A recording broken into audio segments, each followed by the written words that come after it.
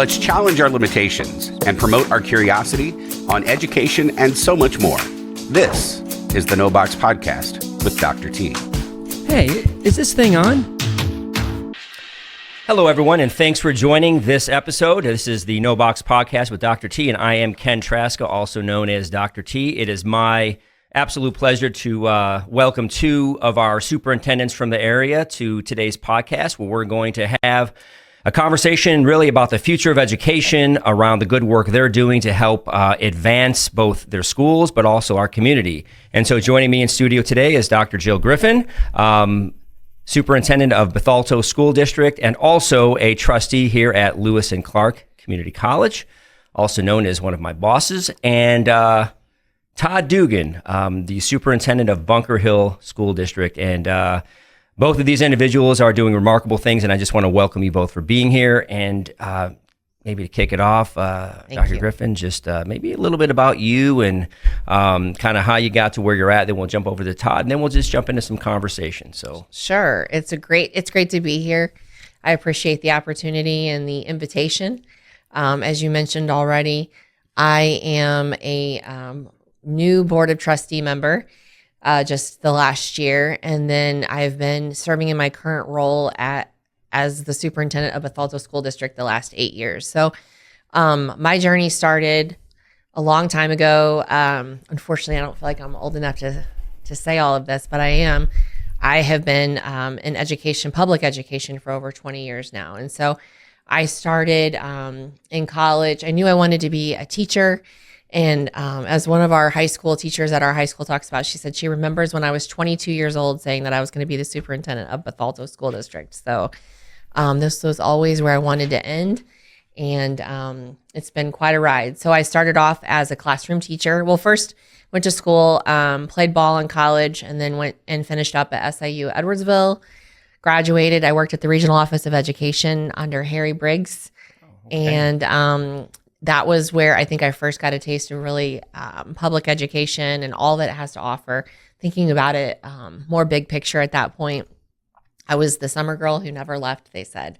So I would work in the summers, and then I ended up coming back my last couple of years. And I was, like I said, I was just someone who worked part-time there. And then when I finished, I went to Edwardsville School District, and I worked 3 years there at LeClaire Elementary. I worked in the summers at a golf course, and I remember I was at Gateway that summer, and the superintendent of Bethalto, who was my superintendent, Dr. Dennis Rucker, saw me on the 10th tee. He was rounding the 10th tee, and he said, "Jilly," he said, "when am I going to bring you back home?" And so at that point, I decided I wanted to come back home. I tend to be very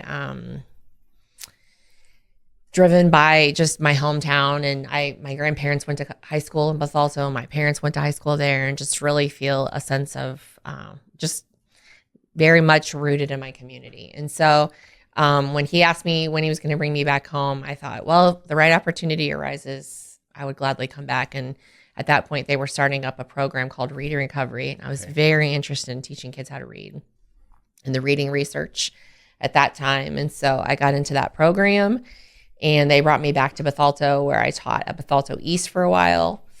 I did that for 4 or 5 years.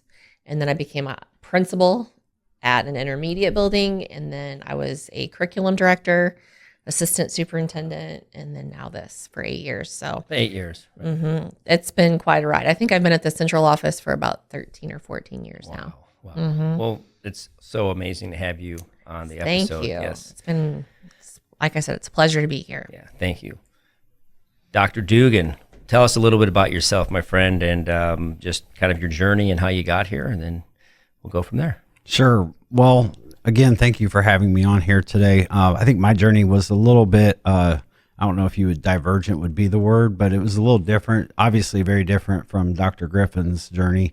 I grew up, my sister and I, and later a much younger brother, we grew up rural working class outside of Atlanta, Illinois, which is up in Logan County between Bloomington and Springfield. We grew up very poor. At one point during school, I remember At the time, my dad was unemployed and then underemployed, and then took a job as a gas station attendant at the Freedom gas station in Bloomington. And I remember at that point, the school system for me, while going to school every day, I enjoyed the stability of going to school every day and having like the teachers there and the assignments and things. What I didn't appreciate was the lack of connection to both myself and my sister, because of this view that our parents weren't, like, quote unquote, all the way put together. In fact, Dr. Griffin mentions that she was encouraged to, come back home and teach. I was encouraged to join the Meat Cutters Union because of my family background. So I took that as a challenge. So I think I got into education for the exact opposite reason, was to prove all those people that at one point doubted me and my family. I wanted to prove them wrong. And so I did go to Illinois State University. I attended my first 2 years free on the poverty scholarship. It was called Liftoff. Basically, it was like free tuition, but you had to go once a year and get your picture taken so some rich person could see the poor kids that they were paying for college. You're going to make me cry over here. No, it was just us and a bunch of us scruffy little kids, and I think not all of us made it. But anyway, once a year we would have to do that. And then at that time, I took a job at FedEx Freight, worked my way through college. Got my first teaching job. I taught for 9 years, coached track, was a class sponsor, event supervisor, discipline officer, basically anything extra that I could learn from, because I do love to learn. So that was at Lincoln Elementary District number 27, Lincoln Junior High, for 9 years. And then I became a principal for 6 years at Chillicothe Junior High and Elementary. And at that point was during the height of No Child Left Behind, and there were practices in that district where kids that were on the bubble of making this math or reading scores were focused on intently, and the kids that were the furthest behind, that had no hope of passing a test, were neglected. And I thought that was educational malpractice. So our building took a different approach. We did the whole child. We got a federal grant. We did a 21st century before and after school learning community center grant. We loved the kids, like from 7 a.m. to 7 p.m., entered them in Olympics contests and all that. And as a result, at the end of my final year as principal at Chillicothe Junior High and Elementary Center, our scores were at the historic high, and we didn't have to leave any kids behind or pull attention from them. So that kind of guided my vision. Now I'm in my 12th year as superintendent, 6th at Bunker Hill District number 8. It's pre-K through 12 in rural Macoupin County. And right now we're working on implementing some long-term visions, and that's what I'm excited to talk about today with you guys. Yeah, so inspired a couple of thoughts in my mind. So each of you have remarkable stories, journeys that you've taken, barriers you've overcome, assumptions that have been asserted about you perhaps along that journey. Todd, you alluded to, sort of the pictures and it's sort of transactional, right? And say, hey, you're going to get this money to go to school, but I need to, I need a picture to prove to people that I have to prove it to that, that we're doing something perhaps good, right? I think, the result of you both being here, having great stories and having done amazing work is pretty evident. So this is my question, which, maybe it's a controversial question, I don't know, but we'll see.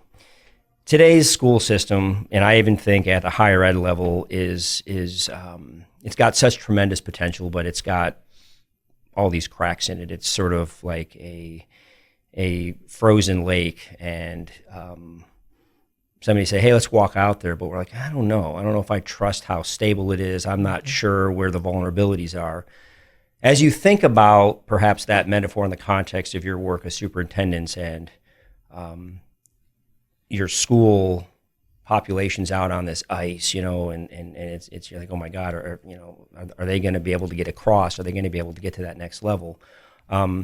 What are some things you all think need to happen to make sure that ice stays solid, to make sure people can get across from point A to point B and go on to do good things after high school, after middle school, middle school to high school, but being able to make it and being able to have a culture of education and learning and support that allows them to get there. Because in my opinion, there's this, we're sort of on this thin ice, I think, as an educational culture. And so what's happening in your schools that is taking that on head on to change the trajectory of education, to inspire kids and families, and not be distracted by the fact that, this is not easy work, but that we have tremendous potential. So thoughts, opinions, perspective. Nobody has to answer this in an order. Just jump in and let's go from there. Well, I feel like that's a great analogy. The cracking ice, that could be a result of many external pressures, some of which are not even within the realm of the school's control, but they're there nonetheless. And therefore, if the school won't fix it, though, who will? Kind of like what I was saying when I was a principal. We were doing breakfasts and fluoride treatments for kids with cavities. I mean, all those things are, if a kid is hurting, they can't learn, right? And so that's not asking for more mandates, because those are hard. But if we're not going to do it, who will? So, but I will say that is a very accurate analogy, and I think it's true. I would also argue that that bridge of ice needs to be extended a bit. Like if you have point A to point B, and point B is 12th grade, and point A is kindergarten, and we're trying to get kids from point A to point B, I think that we need to set our sights further. So if you look at, you got point A to point B as the minimum. If you can look at point C or point D and shoot for it, even if you don't completely make it to point C or D, you are guaranteed to hit point B. So one of the things that we've kind of been, there's a couple things. First of all, you have to shift the culture and make it centric to the mission. And that should be the mission, is to get kids not only to point B, but enough to point B to where point C, D, E, and F is within their reach if they want it. If they don't want it, fine, but at least we equipped them.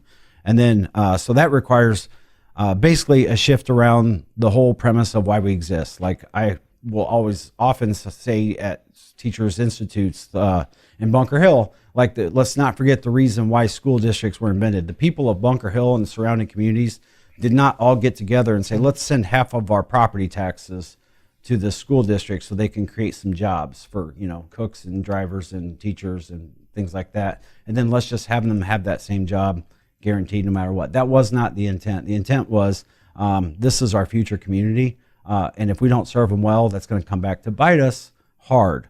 So it was like an investment. It was a long-term investment. So you want your kids to stay and be productive members of Bunker Hill. So that was one thing. We had to shift that culture and climate to focus on that's the reason we exist. Number one, that is the primary reason. That does not mean other things don't factor into it. We have a 97% favorability rating from our employees. So we're obviously doing something right there. But the reason we exist is to get kids across that bridge. And because things have changed so differently, we're basically taking the stance now of why stop at point B. I think last time we looked, there was like $111 billion a year lost lifetime earnings from kids that don't have certificates or credentials for college. Yeah. So we're now, so our new goal is, because we used to have a goal, we were going to know every kid by name and strength and weakness, right? We've had that goal forever. Many schools did. And I feel like we have that. So our next goal is by 2028, we want 100% of our graduates, and this is ambitious. We want 100% of our high school graduates to walk across that stage not feeling like they're walking off a cliff. We want them to walk across that stage with either a high school diploma or a associate's degree from Lewis and Clark, or some kind of a certificate from a trade, or D, at minimum, a seal of work ethic, which we have now implemented at Bunker Hill, which just basically is a seal of work ethic is just an extra stamp on a certificate that we worked. And we have several businesses that have said if a kid graduates Bunker Hill High School and they meet the criteria for a work seal ethic, we guarantee them an interview.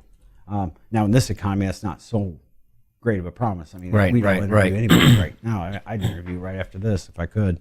But anyway, that's the whole point is we need to, who says, and again, it comes down to like, that's just the way it's always been done before, because it's always been K through 12, 5 through 18, right?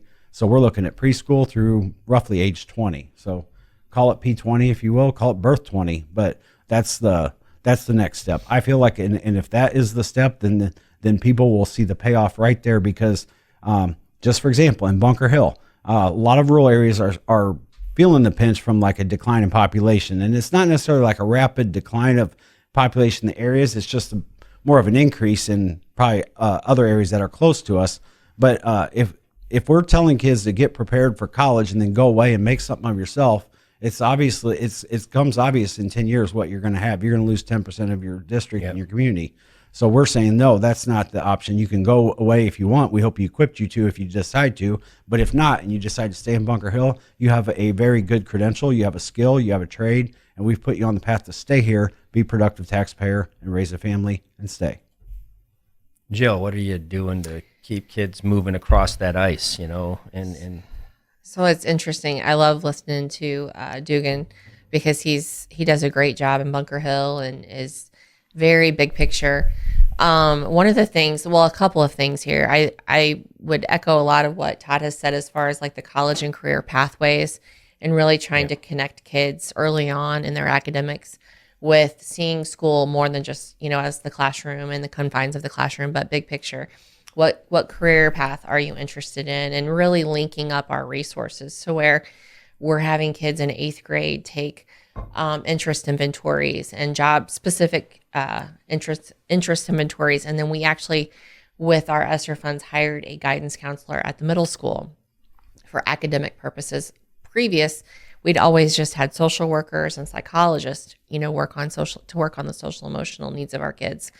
But during the pandemic, as a result of the pandemic, we realized we really needed to do a better job at the middle school, guiding our students starting in 8th grade to start thinking about school more so as a pathway, like, different career pathways versus just, I'm going to go to this algebra class or I'm going to go to this biology class. And so we started doing that in 8th grade. We hired, again, a counselor. She works with them beginning in 8th grade. And then we have what we call these career pathways, and our kids are picking pathways as they get into high school. And then what we do is we work with our counselors. We work with Lewis and Clark's counselor who's on site and others to try to get kids connected to whatever that interest is. And so if it's the health industry, they're interested in maybe being a CNA, or they're interested in being someone who's interested in welding, someone who's interested in becoming a teacher after they graduate, and really trying to get them to understand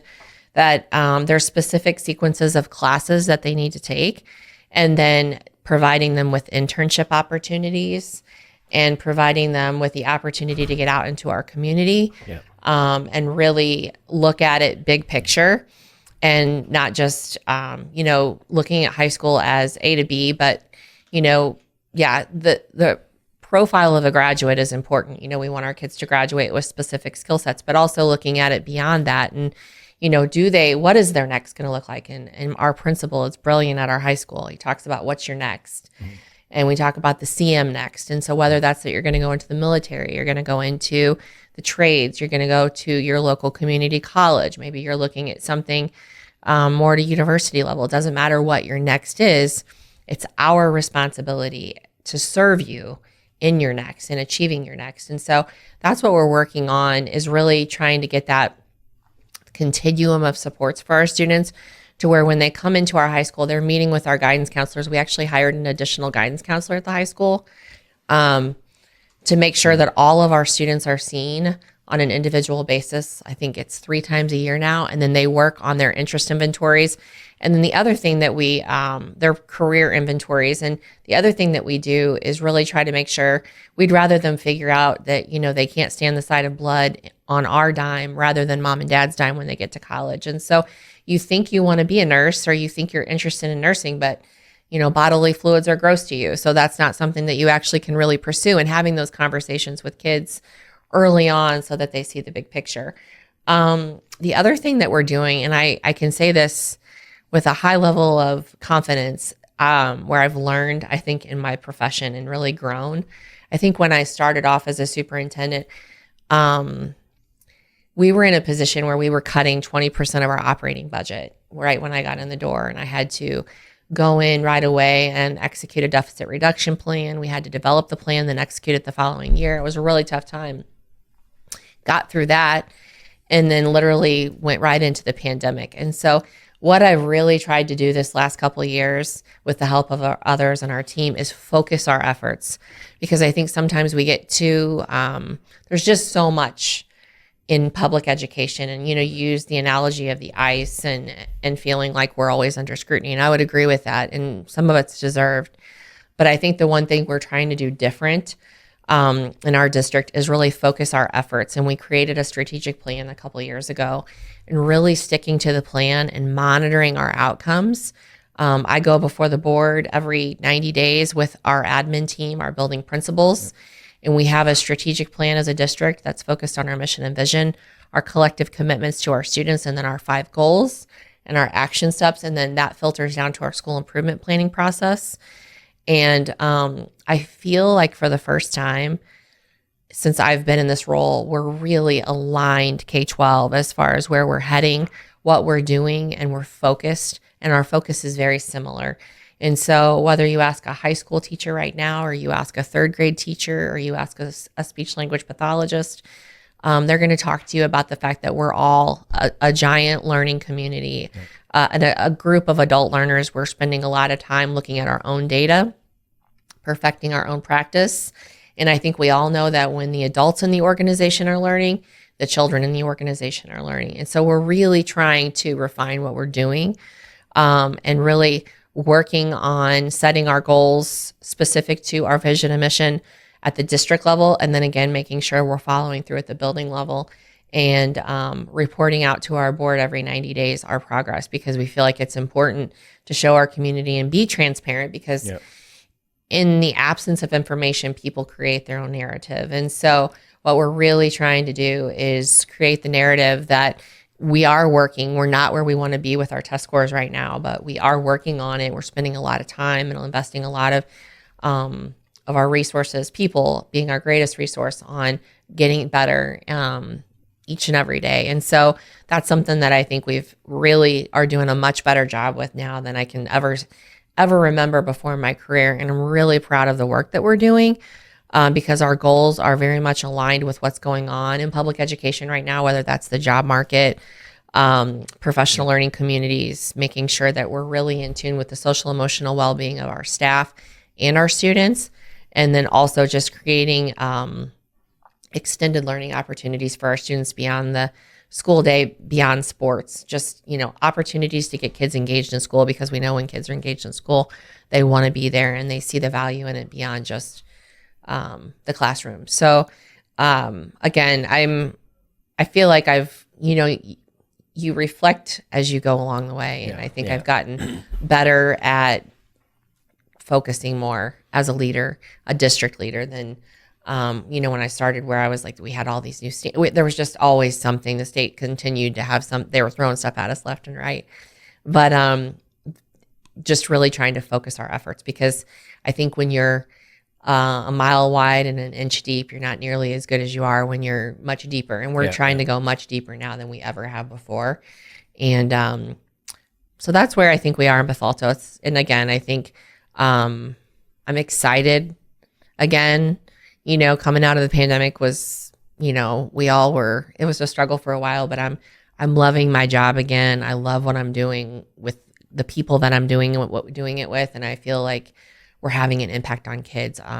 Not that this is but our high school is really starting to grow and develop, and our scores are really, I think they were 3 points away this year from being exemplary by state standards, which, is not easy. I think they only give the top 10%. We can talk about that all day long too. The threshold is only 10% can make it, which is ridiculous. But anyway, my point being is that we're getting better, and we continue to improve, and we're continuing to see the benefits of the work that we're putting in. And so I think that's just you bring up, very inspiring on both sides. Wow. So you mentioned you're excited again, and I can echo that. I sort of joke with folks that it's probably one of the most exciting times to be in education, even though at times you feel like you're literally standing on ice, and you're like, that doesn't look good, and it could melt at any moment, and I could fall through. But I think, as leaders, all of us in our own right, we are faced with those things that we wish would sort of go away, or vulnerabilities that we say, why is that actually still happening? Let's talk a little bit about that. Let's talk about vulnerabilities. Let's talk about things that are continuing perhaps to get in our way of inching closer to that 10%, or helping strengthen that internal culture, whether that's the bridge between the school and the families and the community. Because, even though we're all, I believe, moving forward in good ways in our own institutions, there is this, I don't know, like echo perhaps of noise and distractions and vulnerabilities. So what are a couple of vulnerabilities that worry each of you on a daily basis? And let's talk about how we perhaps get through those. I think Jill hit it when she talked about the test scores and some of the fallacies there. Like, test scores are important. Obviously, they tell a story. But there's this disconnect, too, between what's measured as being what is viewed or perceived as being a quote-unquote good school. So, for example, like, let's just say our district just focused 100% of our efforts on test scores. That's it. Like, we didn't do project or interdisciplinary based learning whatsoever. We strictly focused on, in fact, I said that at Bunker Hill when I was hired. They had asked me about test scores. I said, if you want the highest test scores around, that's easy. We'll just hammer out standardized tests every day. Right. Will kids like school? No, but you'll have the highest scores. So I took it, and I think most parents would too. If you look at a school that has higher scores than the next school, but if your kid physically, you're fighting them to get them through that front door every day, that's a problem. And I don't know if anybody would trade that off.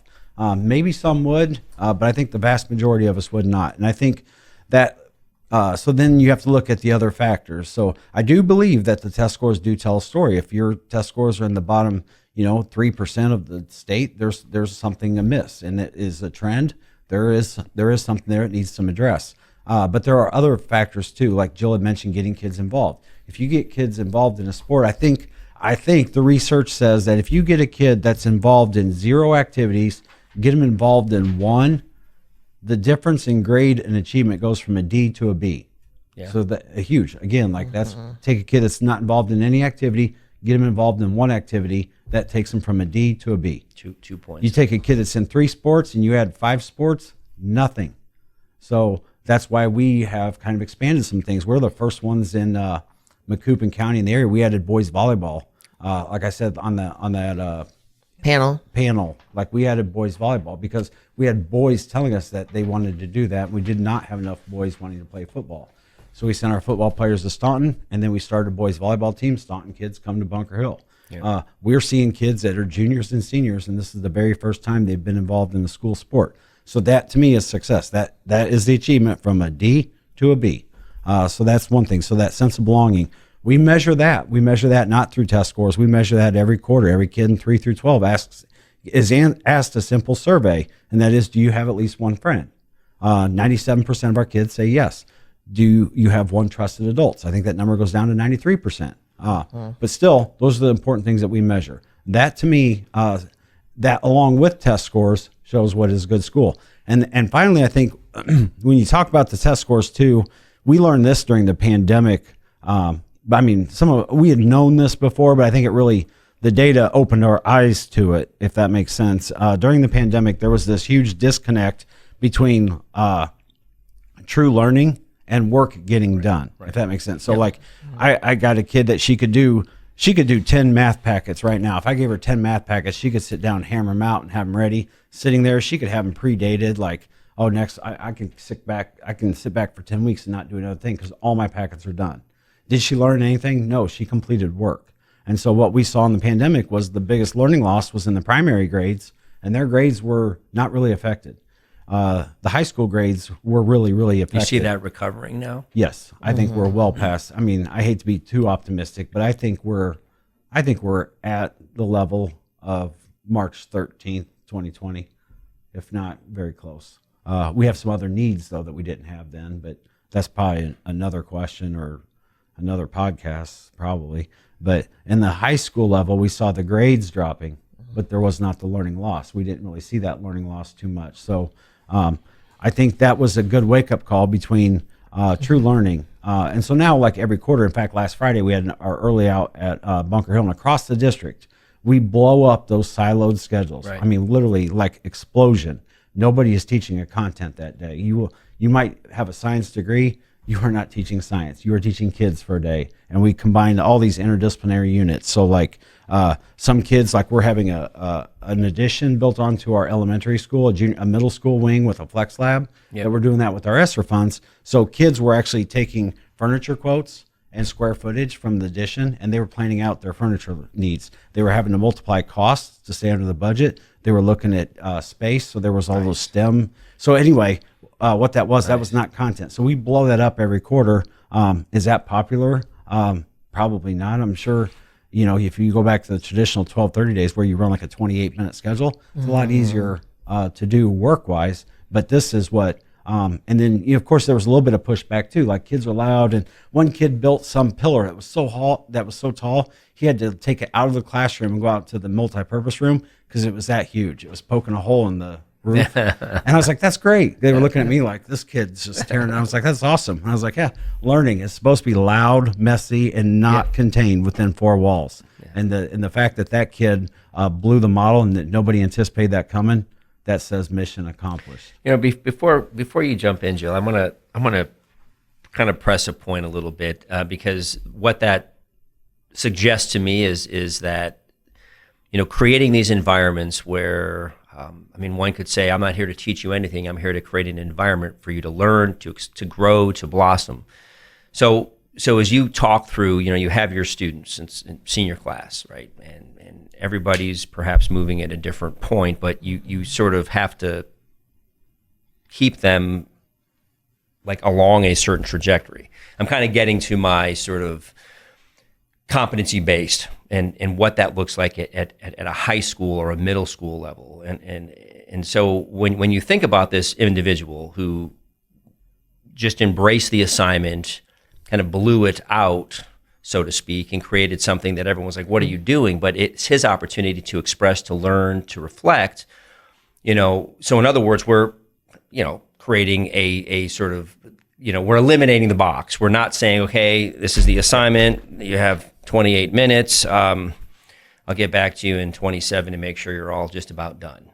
So as we think about the future of our educational environments and the ability for us to create sustainable environments where we have more students kind of poking holes in the ceiling, versus, okay, here you go, here you go, here you go. So moving away from a very transactional, perhaps, approach to a more transformational approach. What is that? Does that sound crazy to you? No, it's like the love of learning. Yeah. That is being curious. Yeah. And somewhere along the line between being 5, when like 94% of the people test as divergent at the age of 5. Yeah. And that number goes down to 8 by high school. 8%, something. Those stats aren't exact, but like something happens to them. But there's an enormous conformity. It's about compliance. There's too much of this. Like there's here's the answer in the worksheet, and we've all seen those worksheets where the blank is this long, and you're like, well, it can't be that answer because the answer is too long for that tiny blank. I think we have to get away from that in an earlier age. Like what we have done with our project-based learning is the biggest confusion came from the high school kids, not the elementary. And the reason was for 13 years, some of them have been told, like, English, put that math away. We're doing English. Our oldest daughter was in school one. I remember it. So I think the whole point was to recognize a love for learning and a passion for learning and to foster that and not extinguish it or even, and I know no adult working for Bunker Hill or any public educator would intentionally extinguish it, but unintentionally extinguish it by maybe not nurturing it enough. And so I think of our oldest daughter, who's an avid reader. She loved to write. She was in science class, and I remember the science teacher called me at work and said that she had to get on her because she had a flame device out in science. I was like, flame? So I'm picturing like a Bunsen burner and a lighter. And I was like, oh my God, is anybody injured? And she's like, well, it's one of those Kindle devices. And I was like, oh, an e-reader? Like, how dare she read something in science? But anyway, the point was it's science time. Put that English away. So I don't know. I think that's the answer. Now, how the steps to get there, don't know. But that's the shift. You have to. Yeah. Everybody has to be curious and excited about learning. And then, I've always said too, in an organization, I don't even know if this is strictly education K-12, but you get like three, you basically get what you model and what you tolerate. So if we're not allowing or modeling continued learning and growth from our adults, Right. then how could we expect the kids to? Likewise, when I started at Bunker Hill, I think we counted, Jill had talked about, 20% operational cuts. And yeah, that was in my last district. We had sliced the budget as well. I had a public hearing to eliminate transportation for sports and had people screaming at me they were going to sell their house because we wouldn't transport their daughter to a volleyball game. I mean, that was, though luckily those days aren't here right now because of the deferred maintenance and stuff. I remember starting at Bunker Hill and at the high school, we counted, I think 7 to 13 different colors of various 12 by 12 asbestos ceramic tile, like this typical from the 60s. And so we thought, well, how can a kid be inspired to go above and beyond the bare minimum when we as the adults are maintaining the bare minimum? We're literally maintaining, and I'm not joking, it was literally, it might have even been below the minimum, and there might have been some waivers in place to things that we don't know about, but that's it. I think it's a philosophy, and I think it is that's definitely not quantifiable. It's just something that organically happens, and you have to nurture it, and you have to feel it. So it is. And then Jill, I'm interested in your thought here, but it is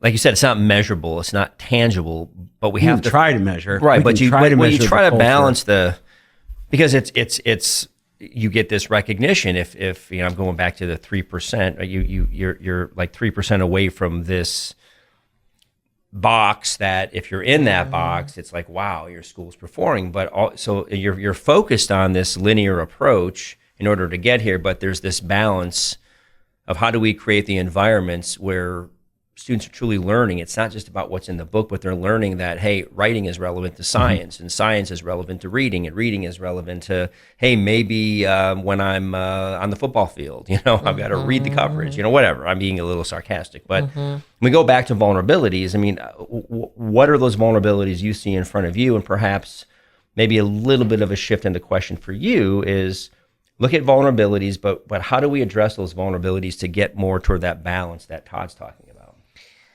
So, and I have tremendous respect for what Todd said about the accountability system in the state of Illinois and even across the country, because it's archaic, it doesn't work, and it doesn't facilitate a mindset that you're talking about. But there's something has to be in place, and so we're trying to figure out what that is. And I'm actually serving, that's why I flipped my page to on Vision 2030 for the state of Illinois, and they're talking about accountability specifically moving forward because we're struggling with it. And to say that accountability looks the same in Collinsville, where they have a very high population of EL students that will come in, help farm, and then go back to Mexico, and they're supposed to just adapt to that, and they do. And they do a great job, but it's like that accountability in Collinsville School District does not look like what it looks like in Bunker Hill, and it doesn't look the same in Bethalto as it does in Edwardsville. And so we're trying to figure out ways to do that. So it does tell a story that's accurate of growth. I think we look at it more on a growth model versus, our kids growing when they're in your school, when they're in your classroom, when they're in your buildings, versus these thresholds and cut scores and things like that. And so there is a movement in the state of Illinois, because I think everyone feels very similarly to Dr. Dugan, and that is that it's frustrating. We get the data when the kids are gone. The current model, we assess our students in the spring. We don't get the data until they're gone. So it's not like we can even go back and revisit things from a formative standpoint. But it's definitely something we need to continue to think about. I don't know. I don't have the answers either. And I know you two are like outside the box type of people. I'm like, why did I agree to be on a podcast with the two of you? Because the two of you together is, but at the same time, I understand the need for accountability. And so, you said most parents feel a certain way about their kids whenever they leave high school, or, when they come to high school, they want them to be able to go in the door versus test scores. And then I hear from realtors who say people aren't buying houses in your school district because of the test scores. So I feel like maybe you're right, but maybe you're not right. You know what I mean? I think I'm right. I just think my job is not to sell houses. Right. Like, And so, my job is to create environments where people come to grow Right. and be taken to their fullest potential. but we And have to by be doing accountable to those people. We Yes. want our communities to grow and flourish. And in order to do that, you have to have people move into your community. Right.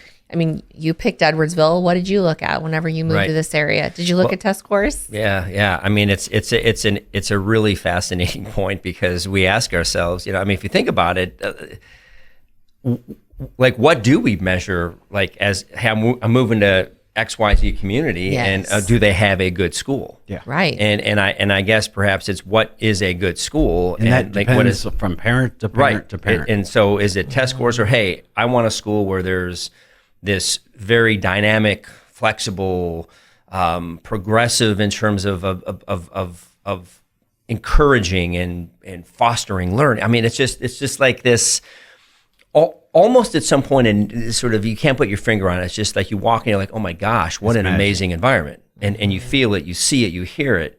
Versus, well, according to this one, 37% of graduates go here, and I remember parents back, and when I first moved into this area over 20 years ago, that was the narrative, and I think a lot of ways it still is. I have friends from the northwest suburbs, and their parents will put so much pressure on their 9-year-olds. And they will literally tell their 9-year-olds, our house values are riding on this test. And they send that 9-year-old to school. Ridiculous. That's crazy. That's malpractice. It absolutely It has to change.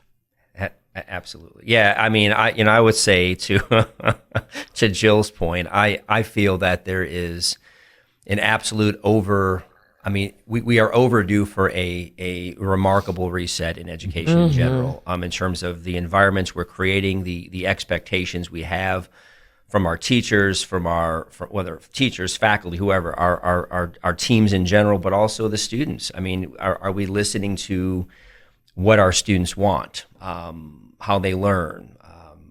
If you read this book, we take the test, or what if I want to approach it differently? So I am a big fan of sort of the competency-based direction. I'm interested in mastery of competencies versus, okay, you got through those 2 books and now I'm going to be able to give you the grade.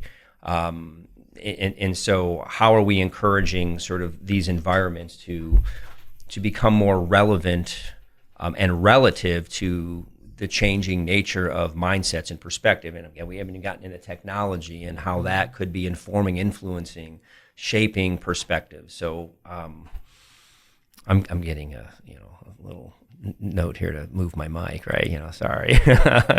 Those of you listening out there will not see that. Those of you watching will say, yes, he's the guy that can't sit still. Anyway, so yeah, so if we think about this sort of next step of where we're going in education and where each of you in your own respective roles are sort of charging yourselves to say, okay, this is where I want to bring my school. This is where I want to bring my community. I mean, it's a very loaded question, but how do we continue to stay inspired and to stay focused on building this model of education, which is going to truly be transformative and be relevant to this next generation of students coming through the pipeline, who may not be thinking the same way or expecting the same things that their brother or sister did, who are 3 or 4 or 5, 6 years younger. I don't know. Kind of a loaded question, but kind of that future-oriented question. Like, what do you all see as that being, and how do we get there? What are the 3 steps you would sort of say, hey, you're a leader out there in education, here are 3 things you need to be doing and thinking and hopefully able to accomplish in the next couple of years?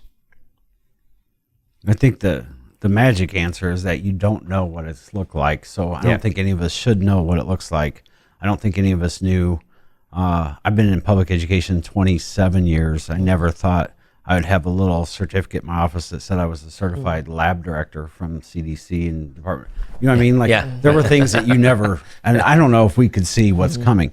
Now, as far as like what we should be doing, I guess staying flexible, probably listening, doing a lot of listening, and then a lot of storytelling. Because Jill nailed it when she said, like, how is your community going to grow if nobody has confidence in your schools, right? That's the bottom line. And I would say that that's our job then, is to be the storytellers. Yeah. To say, hey, the state wants this model. Here's an alternative. Look at that cute little happy face. Yeah. Like, how can that be not success, right? Right. There is something to that. So, and I think Jill, I'm just going to paraphrase from Jill. She said, in the absence of a narrative, people will create their own. Mm-hmm. So we do, as much as possible, we blast that out there. Yeah. We also tend to be responsive, and I feel like that's just being good leaders. Now, being responsive is not the same as, being like I don't know, like a palm tree in the wind, right? Or maybe is that the wrong? I don't know. What's the weak tree that blows quick? The willow trees. Willow trees or birch. Or, so if the wind blows to the Start east one naming day, we're not going to be sit there going like, oh yeah, that's it. We got to go that way. And then all of a sudden somebody's going to come out and say like, oh yeah, literacy, that's where it's at. And we're going to be like, oh yeah, that's what we meant. We didn't mean a happy, inclusive environment. We meant literacy all along. But responsive means being able to at least take the temperature and see if this is a consistent, and to be open. Yeah. So if we're sitting there saying, if I'm sitting there saying, hey, happy schools where kids are curious, naturally curious, they're inspired. You know what the make or break it year is, right? 9th grade. So, but you lose them way before. You lose them in 4th, and then you nail it in 7th. So you have got to get these kids excited about learning by 4th grade. Gotcha. And keep them. So that is one. So then you say, like, how is it working? Right. How is it working? So I don't know. We in Macoupin County, as far as I know, we're the only ones that had a growing enrollment last year, and that's 9% increase. That's pretty good. There's no shortage of housing there. Right. In fact, there is did I say there is no shortage?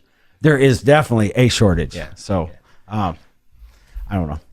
Those are the three things I would do. Just be flexible, listen, and then be responsive and open. Yeah.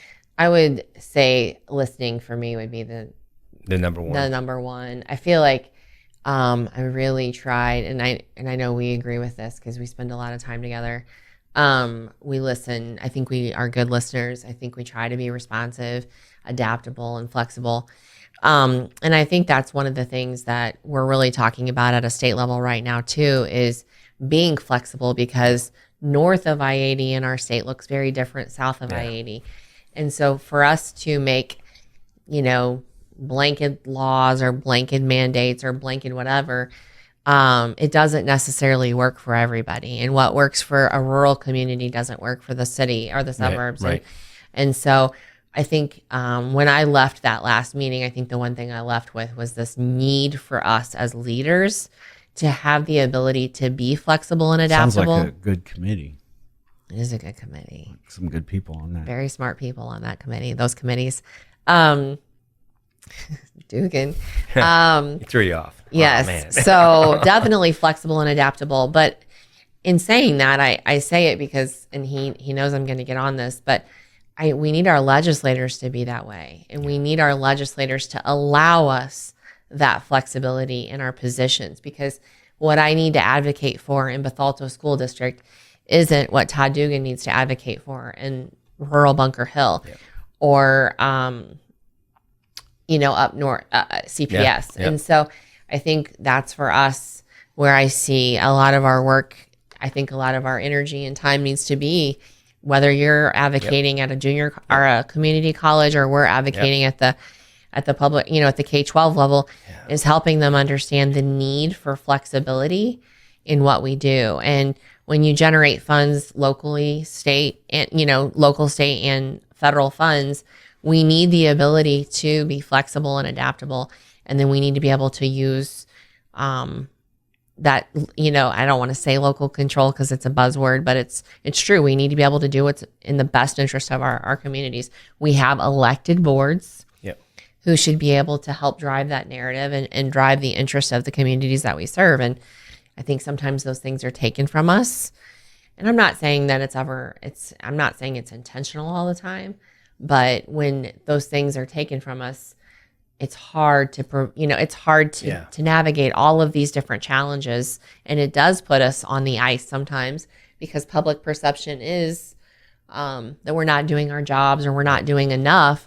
but they have no idea sometimes. The public has no idea of the hurdles that we oftentimes face with some of those things that come our way. And we talked about when we were on, I think, your panel discussion the last time, we talked about the foreign language mandate. Right.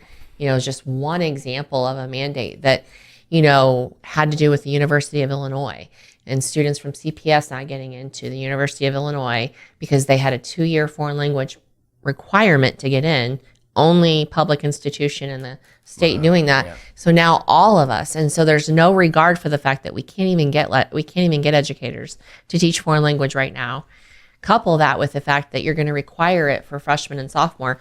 Now my junior and senior who are in dual credit, Spanish 3 and 4 are no longer going to get it because my 2 teachers that I have are going to be teaching Spanish 1 and 2. So now my kids that need and want Spanish 3 and 4 won't get it. And then the fact that you can't find teachers to teach foreign language. And so, you know, we talked about it a lot. It's like competing mandates. Right. Where you do one thing that you think is in the best interest of one group. And then, you know, at the cost or expense of others. And so we got on that topic up there about these ideas of competing mandates and things that they do sometimes because they think they know. Right. But oftentimes it's good intentions most of the time, I think. Like Senate Bill 100, like in 2015, that was very good intentions. Like that's the one that, you know, really restricted exclusionary discipline. Okay. Like it used to be, you could, a kid brought a can of beer to school. There were districts that expelled that kid forever, like 2 years. Right. And it was like, oh, there you go. That's the school to prison pipeline for a bad choice. And then Senate Bill 100, there were too many schools that were doing that. Right. And they were disproportionately affecting poor and minority students. So they passed a law that says now you can no longer suspend more than 3 days unless you jump through this hoop and this hoop and this hoop. So the intent of the law, great. The details, luckily I'm not a very detailed person. I just like to dream big and say, hey, fill them in. Yeah, that's one thing. And maybe this is a part 2 and 3, you know, but we talk about discipline. We talk about all these, I mean, sort of where I would have said I've sensed and seen, whether it's in the news. I just met with one of our alum here who's 85 years old, and she volunteers at a school in inner city Washington area, helping 3rd graders read because they can't read. But this is the kicker. So as best as they can do in that 3rd grade, there's no additional funding or support in the 4th, 5th, 6th. So whether that young man makes progress with her or not, they just move to 4th grade and 5th grade. And to me, that is one of the biggest vulnerabilities because it's like we're creating these environments where we just need to move kids through and not really taking the time to better understand who they are, what their environments are like outside. Most of them don't have that support system. You know, and I've continued to hear that more and more, that as whether it's a teacher or a superintendent or a principal or a counselor, you know, you're taking on so much more than the person who lives 2 doors down from the school even understands. Like, well, you know, why aren't you doing better? And what, I mean, there's this balance. And so, you know, I personally feel that there is a lot of work that needs to be done in terms of how we're helping create these supportive systems so that the young man in 3rd grade has a support system around him to be able to move through successfully and not just sort of stumble through. Hopefully that's what the emerging techs will be able to address, because I mean, if like right now, if I started a gymnastics class for 14-year-olds, right? 14-year-olds, because I got a 14-year-old daughter, so I preface that it sounds weird. Like, so if I said right now, beginning gymnastics class for 14-year-olds, sign up today. I might have kids that have been in gymnastics with their parents or doing stretches at home. I got kids that are like maybe 60 pounds overweight, never stretched a day in their life. So I get them all together. And then like in 3 months later, they're all supposed to be exactly this level. Yeah. So that's insanity. But when you have those discrepancies, that's where it's like, why not turn to AI technology, individualized, personalized, competency-based. Competency-based. Yeah. Wow. So what final thoughts? I know we're going pretty long, but that's fine. But what final thoughts or what wisdom do you have? I always like to end that way, just as you look back at all of the work you've done and all the successes you've had. What is a bullet of wisdom that you could shoot out there for the better good? I think if you're looking for a house, you would want to buy one in either Bethalto or Bunker Hill.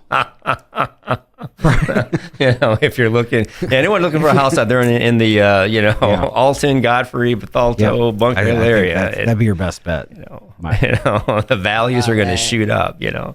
Oh gosh, you guys are hilarious.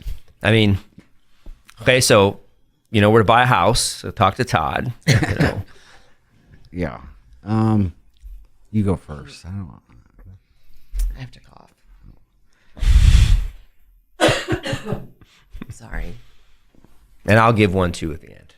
Okay. Well, wisdom, I guess, would be. I think at the end of the day, you have that this gut feeling, like if it doesn't pass a certain test, like if it probably isn't legitimate, like. They say, like, if you hear a reason for something and a result that and the reason and the result don't match up, and you question that and you think that can't be right, it probably is not right. So I think when we're looking at measuring schools or what schools need, and if you're hearing narratives that just don't seem to make sense, like how can this district with all these resources not be exemplary or commendable or whatever, I think that the word of wisdom would be to go deeper. Look at other narratives. Look at other stories. There are success pieces that don't necessarily get quantifiably measured. Okay. That and house values. Yeah, house values. Right. Bunker Hill, Bethalto. Both of them are District 8. So you can't go wrong. If you buy a house in District 8, you cannot go wrong. You're going to not see a realize great you're ROI. District 8 as well. Uh-huh. I like it. I do too.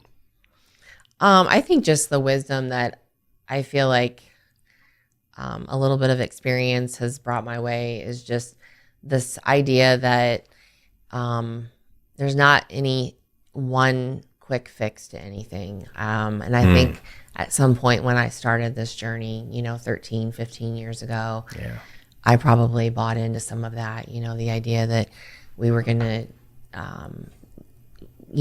improve reading scores, or we were going to do this, or we were going to work on that. And it's, I feel like now what I try to do is really look at outcomes more so than what I used to, and really look at like data specific to whatever decisions that we're making, because I don't know that I always have done that. Let's just say it like that. Probably haven't always been as focused on looking at the outcomes and the data as what we are now, and just really trying to do a better job of being more focused. I mean, I know I said it earlier, but it's true. I think we get pulled in 1,000 different directions as leaders of a college or a school district. We're always, I remember when we took those college classes and they talked about all the different frames, they talked about the structural frame and the political frame and there's so much of that where we're pulled in all these different directions, and we're pulled away from the things that actually probably are the most important sometimes. However, they're all important. We all need to advocate. We all need to do the things that we need to do for our school districts and to serve the communities we represent. And so just finding a way to stay focused on what matters and the most important things, which is hard to do, but I do think it's something that I'm trying to really get better at as I get older and hopefully a little wiser, longer and, further along in this journey. When I leave Bethalto someday, and I'm going to leave Bethalto someday, and I'm going to do whatever my next is, I hope that people say about the things that I want people to say about me when I do leave is that I left it way better than I found it. And I did a lot of things that had a direct impact on kids and the students that we served, and the community that, we made the community better, the district better, the facilities better, the environment better, everything, is just, hopefully, like I said, hopefully they'll remember that what it was prior and where it is now, and that things are definitely, like I said, that I've left it better than I found it. So I like that. Yeah, I would say to echo probably elements of what each of you said is stay connected to kind of your passion of why you're doing this, because it's easy to be discouraged. It's easy to be distracted. And I think too, the stories, I think, having just come off a pretty aggressive trip with legislators and Department of Education and other advocates, is just be sure to always tell your story with that enthusiasm and that passion. And I think probably to sum that up, I'd say you have to be patient, because as a former colleague of mine who was a faculty member for many years, passed on now, said, Ken, you can send that message out there, but you can't control how people will take it. So you just have to keep sending it and reinforcing it and be patient with the process and remember why you're doing it. And I think, to bring all this together, I think that we just need to continue moving forward and knowing that we're going to have those days where the ice is sort of looking a little suspicious, and we have to say, well, we still got to get across. And so let's create stronger futures and keep working together and keep the collaboration moving. And I think that's going to be, as you said, Jill, we're going to leave it better than it was when we got there. So I want to thank you both for an awesome conversation. It's good to see you as always. And just thank you for all the wonderful leadership in the community and your schools. And I just want to give a shout out to increased home values, especially in District 8. So, keep those test scores up, young ladies and gentlemen out there. So thank you all for listening to this edition of the No Box Podcast. Take care. Keep tuned. Stay tuned for future editions and episodes, or whatever we call them these days. But thank you, Todd. Thank you, Jill, for an awesome conversation. Take care, everyone.